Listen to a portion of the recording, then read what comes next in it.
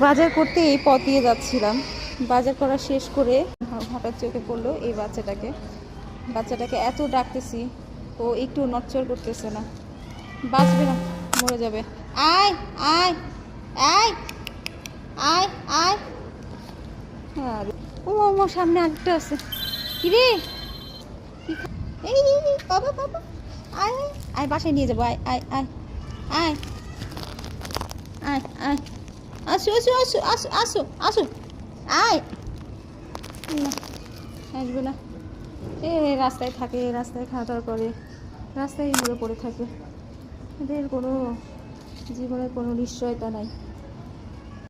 এই বাচ্চাগুলোর জন্ম রাস্তায়, কোনো বিল্ডিংয়ের কর্নারে, কোনো গাছপালার নিচে, রোদে বৃষ্টিতে ভিজে ওদের জীবনযাপন শুরু এইভাবেই একসময় ওরা শেষ হয়ে যায়।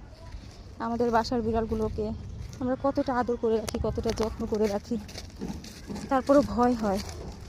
আর এদেরকে যখন রাস্তায় দেখি মনটা এত খারাপ হয়, ধরে ধরে মনে হয় যে বাসায় নিয়ে আসি। বাসায় তো আসলে এত বিড়াল পালা সম্ভব না, এ তো আমারও 4-5টা বিড়াল, আবার দেখা গেলো 15-16টা বিড়াল হয়ে যায়। দিয়ে দিতে হয় ভালো পরিবার দেখে। কি বলার কিছু নাই।